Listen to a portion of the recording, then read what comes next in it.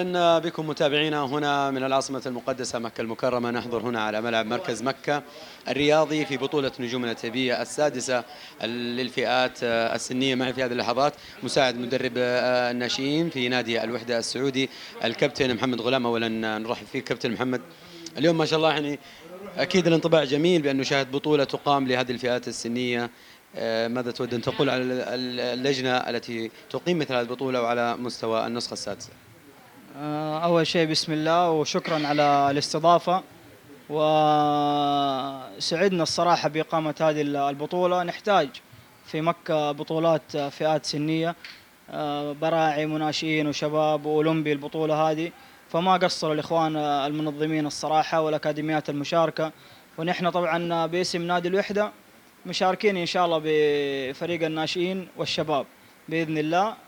عندنا طبعا مستجدين نجربهم الآن، مشاركين بهم في البطولة هذه، ونشوف إذا في برضو لعيبة يعني مستجدين يعني كويسين في الفرق نقدر نستقطبهم للنادي، حناخذهم إن شاء الله ونسوي لهم اختبارات، وإن شاء الله بإذن الله يكونوا عندنا مسجلين في النادي إن شاء الله. كيف أيضا ترى مدى الاهتمام بالنسبة للفئة العمرية هنا في مكة المكرمة؟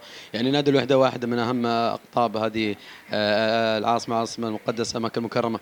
كيف ترى مدى الاهتمام بالنسبة في مجال الحواري والأحياء، وأيضا مدى استقطاب نادي الوحدة لهؤلاء النجوم؟